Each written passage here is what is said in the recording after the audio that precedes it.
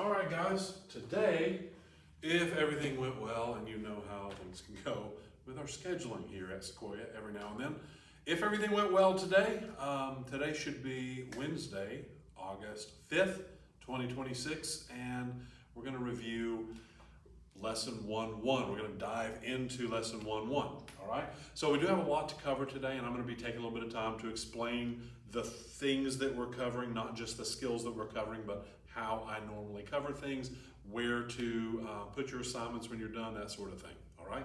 So we'll go over regular announcements for today, because I did prepare those. You're used to seeing this, my favorite city, Paris.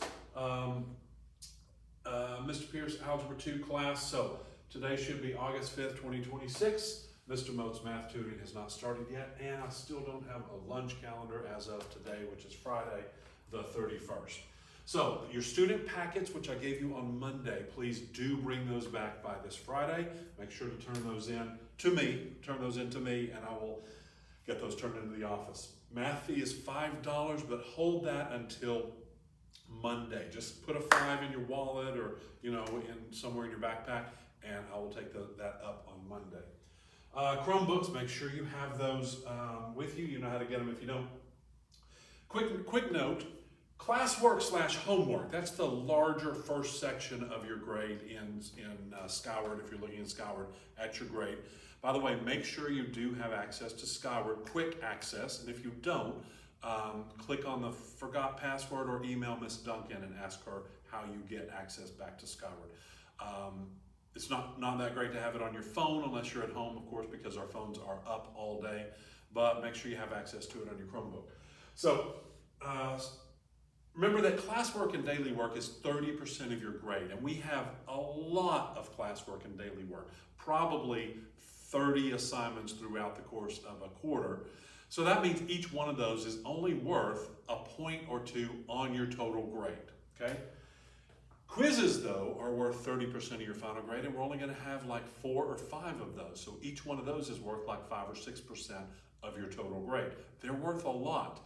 Tests are worth even more.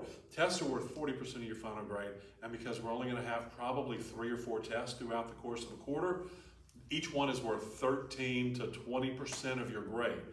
13 to 14, 15% of your grade. So make sure you are doing well on your tests. However, this grading scale is designed such that if you turn in all of your homework and you do it all, and you have 100 homework average, and you aren't maybe not a great test taker, not a great quiz or test taker, and you have 50s on both of those, 100 on your homework, a 50 on both of your quizzes and tests, you're going to pass. That's a passing grade. The opposite is also true. If you're a student that cannot stand to do your homework and your classwork, but you make 90s and 100s on your tests, you will have a passing grade. However, both of those situations give you a passing grade of about a 60 or 65. So you really have to excel in all 3 areas in order to get those better grades, okay? All right, so today we're going to cover functions and continuity. It is lesson 1-1. We're on the very first lesson in your book, and we're going to cover the standard is A2.F.IF.A.1, and I won't read it. This will be posted on Google Classroom, so you'll be able to read it yourself, and it's probably in your book somewhere as well. This is the assignment, but I'm not going to post the assignment yet, even though you just saw it, and you can pause it if you want to, because I want you to listen to, and I'm going to do this almost every day. You're going to say, just give us the assignment. No, you got to listen to me talk for 10 or 12 minutes, or like 20 probably, but we will get to the assignment eventually, and you're welcome to go ahead and start if you want, but you may not be doing the right work. Okay, so let's dive into our PowerPoint or our slides. Now, a couple of notes to y'all. You've been through this curriculum. You've been in this same curriculum for 2 years in a row, so you should recognize this slideshow here. This slideshow looks different from your book. It's physically different. The coloring is a little different. The fonts are a little different, but it is the exact same word for word material that is in your book. When vocabulary words are described in your book, it's identical to this. The examples are the same. The descriptions of the skills that we're covering are exactly the same. So it just doesn't look quite the same. Sometimes I will teach out of your book. Here's your book right here. So sometimes I'll teach out of your book, but this PowerPoint presentation is identical to what's in your book. So in your book today, we're going to be, you should be on, if you want to kind of follow along. Let me back up here. Here's your actual book. Functions and Continuity, Lesson 1-1. This is your book. We're on page 3, okay? We're on page 3. And we're going to be working, I'm going to save this until I'm done talking, because I'll do a few example problems at the end. Okay. Quick word about warm-ups. Warm-ups, I'm not going to have you do the warm-up today because weirdly this is one of the warm-ups that I'm not a huge fan of. I'm a fan of these warm-ups in general. They let you practice a skill that leads into the skill that I'm about to teach today. So they're really, really good warm-ups. Today's is not the best warm-up. I think it's actually overly difficult for what I'm about to explain. But I am going to explain a lot of vocabulary and a lot of concepts that can be problematic for some students, so do pay attention here, okay? So here's what we're going to talk about today. And I'm going to talk for probably, hopefully no more than about 10 or 12 minutes.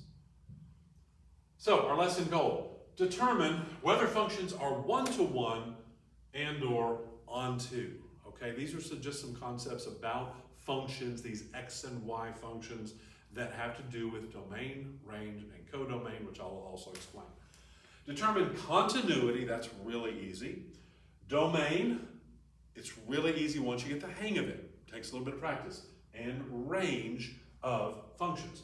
And then we're going to write the domain and range using set builder and interval notation. Okay, a couple of different ways of writing the domain and range. It says the same thing, it's just a couple of different sort of languages to write it in. Okay? All right, so a lot of you are already familiar with this, hopefully. Domain by itself, and this, again, this paragraph is in your book exactly as written here. It just looks different because they've adjusted it for visual and being able to read it across the room. The domain is all of the x values associated with a function. So when we look at a graph, the domain is all of the x values that have a place in the function. Not just the x-axis, but all of the x values that have an associated point on the function, okay? Same thing with the range. I'm going to skip codomain for now. The range, same thing except we're talking about the y values, the vertical values on a graph that are included or part of or have an associated point on the function. Codomain is this one is a little confusing. For all intents and purposes, assume, I know you should never assume, it makes a bad word and blah, blah, blah, but codomain is all real numbers. All numbers is the codomain, okay? So we're going to learn that a function is onto if the codomain and the range are both all real numbers, okay? Spoiler alert. Okay, if each element of the function's range, that's the y values, is paired with exactly one element of the domain, then the function is one-to-one. That kind of makes sense, right? Each element of the range is associated with one element of the domain. If a value in the range is associated with two elements of the domain, or two x values, one y value with two x values, it is not one-to-one. And if the codomain is the same as the range, remember the codomain is always all real numbers, and the range is all of the y values. If all the y values are all real numbers, then it matches the codomain, and that's called an onto function. Okay, here's my best explanation, and this is a little abstract. Here's my best explanation for domain, range, codomain, okay? Domain, range, and codomain. So, domain, this, by the way, this graphic this is example 1. It's at the bottom of page 3, I believe.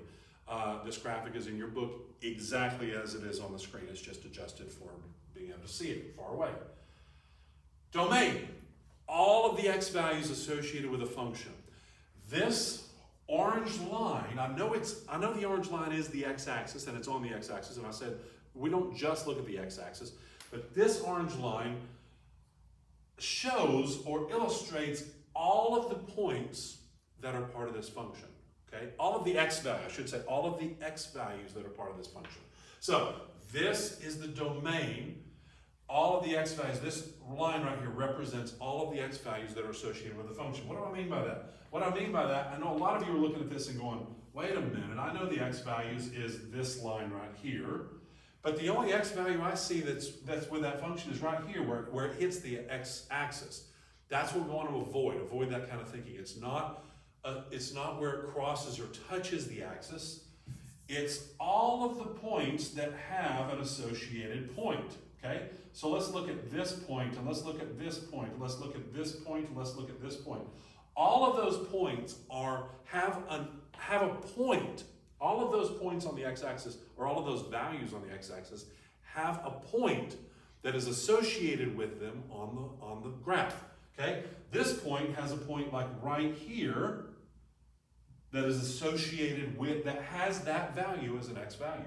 This one is more going to be down here, but if we continue that graph down, that point also has an associated point on the graph itself. So that's the domain. Same thing here. This one has an associated point right here. This point right here has that as an x value, and this x value is going to be down here if we continue the graph on down just a little bit. So all of those, every x value, and you can see this graph is going to go on forever in both directions, so it's going to widen forever. So every x value is going to be associated with this graph. Every single x value has an associated point on this graph. So we call that all real numbers. The domain of this graph is all real numbers, okay? And then here's another way to think about it. And I'm going into great detail about this because it's an abstract concept and it's hard for some students to understand. But I want you to. You really have to understand this domain and range stuff. So another way to think about it though is, see the blue graph? That's the graph we're talking about, this blue line right here. Another question you could ask is, okay, the domain. How wide is that blue graph? Okay, how wide is it? And you're going, well, what do you mean? Here or here or here or here? No, the whole thing. If I continue this down forever, how wide is that graph? It's infinitely wide, isn't it? If I were to try to measure the width of that graph as it continued on forever, it would be infinitely wide. Well, that tells you right there that every x value is on that graph. So the domain is all real numbers, and we typically write that with this weird R with the two vertical lines, okay? All right, now let's switch our thinking, change our brains from the x-axis or the width of the graph to the y-axis or the height of the graph, okay? And this same graph, what y values, remember the y value is this vertical line, what y values have associated points on this graph, or what y values are associated with this graph? What y values have points on the graph? And the answer is all of the ones from 0 down, okay? All of the ones from 0 down have an associated point on this graph. So this point right here actually has two associated points on this graph. It has this one and this one. That's okay. That's okay. It's still part of the range. This point right here has two associated points on the graph, right there and there. Both of those points have this value as a y value. And it goes on forever, but not above this origin right here, not above 0. The point 1, on the value of 1 on the y-axis, has no associated point on this graph. There's no point on this graph that has a y value of 1. There's no point that has a y value of 1. So 1 is not part of the range. 0 is part of the range, and everything below 0 is part of the range. So we typically will write that like this. Y is such that, and I'm getting ahead of myself, this is set builder notation, I think. I get the notations mixed up just a little bit, but we'll cover it in a minute. Y is such that, and we need to put the little fancy brackets here. Y is such that y is all values less than or equal to 0. Okay? So there would be how we would type the range in one of the notations. I think I call this one the algebraic notation, but we'll get its name here in a minute. And the codomain is just all real numbers. Don't think about it except in terms of all real numbers. All right, moving on.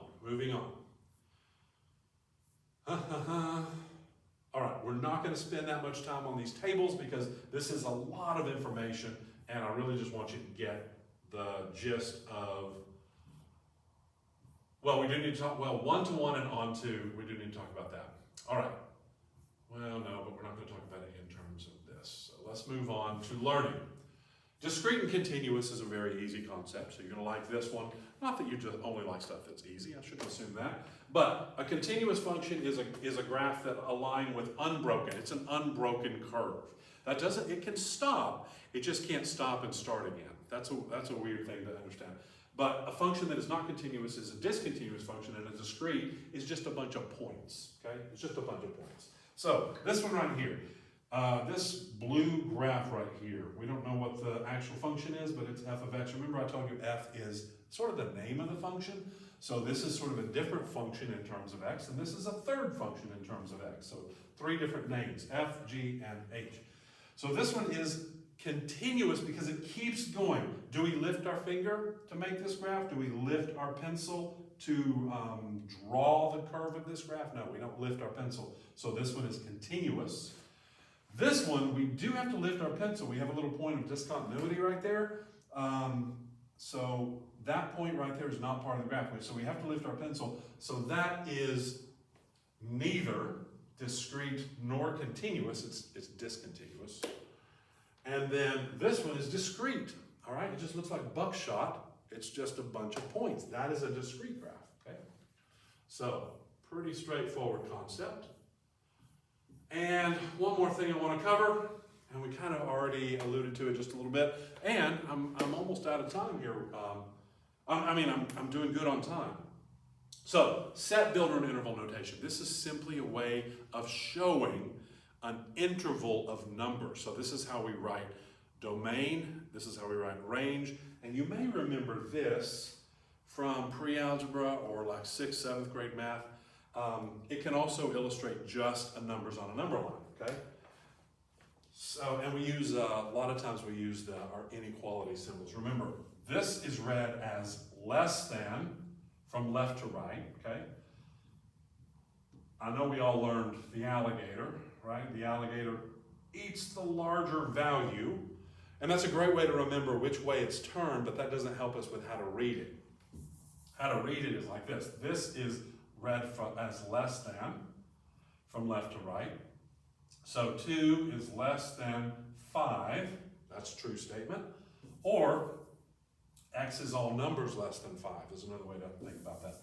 And this is read as greater than, okay? Greater than. As in, 5 is greater than negative 13. That's also a true statement. But we can also write x is greater than negative 13, and what that means is x is all of the numbers greater than 13. And quick note, remember, when we add the little line under the inequality symbol, it brings in that equal to portion. So this says x is greater than or equal to negative 13. So it could include negative 13. It could include anything above it, okay? So I like to, when I use algebra, I recommend that you say, instead of just greater than, or instead of just less than, say all numbers greater than, or all numbers less than. And that kind of helps you understand that the answer to the question, or the answer to that inequality, is not just one value, it's infinite values on that side of the number, either below it or above it, right? So let's take a look at this example right here. Okay, I'll leave that up there. So this example right here, it's an open circle. An open circle means it does not include the number that is there. So it doesn't, this interval, this light blue interval here does not include the 2, but it does include all the numbers less than 2, right? So we could say x is all numbers less than 2, okay? So that's how we can describe an interval. But here's another way we can describe it, okay? And I'm gonna remind myself real quick how, because I get it mixed up. Algebraic notation uses the variable and the inequality symbol, okay? Set builder notation brings the algebraic expression into just a fancier version. And then interval notation uses our parentheses or brackets, okay? So let's not do that yet. Let's go back to this example. And will that pop out? No, it will not. Okay. So we could write this in algebraic notation with just a variable. I did that already. X is all numbers less than 2. Great. X is all numbers less than 2. Now let's turn that into that fancy set builder notation, right? Set builder notation is like this. We put the royal parentheses. X is such that little vertical line says such that X is all numbers less than 2. So it's the same thing, it's just put in a fancier outfit, right? Now we're going to use our interval notation and say, okay, 2, oh, sorry. Interval notation is tricky. You have to change your mindset a little bit. We go from left to right, okay? We sort of read it from left to right. So since this goes on forever, this goes all the way down to negative infinity, and it comes all the way up to 2, but doesn't include the 2, okay? So the way we would write that from left to right, interval notation is left to right. So negative infinity, comma, 2 is how we would write that. And quick note, if that were a filled in circle and it included the 2, we would change this to less than or equal to 2, less than or equal to 2. And all we have to change here is to a square bracket. Square bracket shows that it includes that endpoint. Round bracket shows that it does not, okay? And we never include infinity or negative infinity with a square bracket because it's a concept really and not a specific number. All right, so let's bring a couple things together. Let's talk about domain and range, and we'll write it in 2 different ways. So I'm gonna do this fairly quickly, and I don't want you guys to get bogged down in watching this video, and I don't want to create too long a video. So domain and range. So our domain, we're going to write it in set builder and interval. So domain, remember, is all of the x values that are on this graph. Every x value that is on this graph. Not just the intercepts. We're going to talk about the intercepts tomorrow. Not just the intercepts, but all of the x values that have points on this graph. And another way to ask it is, how wide is this graph? If I were to measure the ultimate width of this graph, which goes on forever, by the way, how wide would it be? Infinite. It's infinitely wide. It includes every single x value on the x-axis. So our domain then is all real numbers. How do they write that? There is a way to write all real numbers. Now, for the most part, you can just go, the domain is all real numbers. I accept that, okay? But interval notation says we've got to write it like this. X is such that X includes all real numbers. This weird little E says includes. So you can just kind of look at this, and that's these answers to example 1. Or another way to write it in interval notation is negative infinity, positive infinity. It goes on forever. All the way to the left, all the way to the right, okay? Our range, the least y value is -6. So this thing comes all the way down to -6 and does not drop below -6. So it's -6 and above. It does include -6. So in set builder notation, y is such that y is all numbers greater than or equal to -6, or -6 including -6 all the way up to infinity. We have to go either left to right or down to up with interval notation. And that is basically it for talking about the skill. Here's your assignment now, and this is posted in Google Classroom. So talk with someone maybe who understands this a little better. Remember, if someone understands this better than you do, it's probably not because they're quote unquote smarter, it's because they have more experience, okay? So I want us to put aside that shame or that idea that if we don't know something, we must not be smart. It's simply not true. We all have strengths and weaknesses, and if you consider math one of your weaknesses, then it's just something that you need more practice in. You just need to really sit quietly and sort of think about it and apply yourself and struggle a little bit. It's okay to struggle some. That also, that means you're learning it, okay? So your assignment here today is for first, fourth, and fifth period. Today, the assignment is the same for all periods. Many times that one class will have slightly different assignment than another class, but bear with me here. So today is in your book, pages 9 through 12, do 1 through 6, but only do domain and range.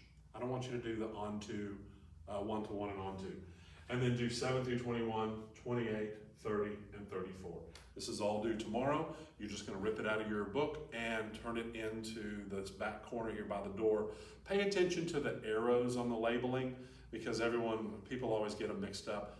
The label is sort of under the shelf, all right? All right, so I'll have another video for you guys for Friday, and then I will, if everything goes right, I will see you guys on Monday, all right? Have a good one.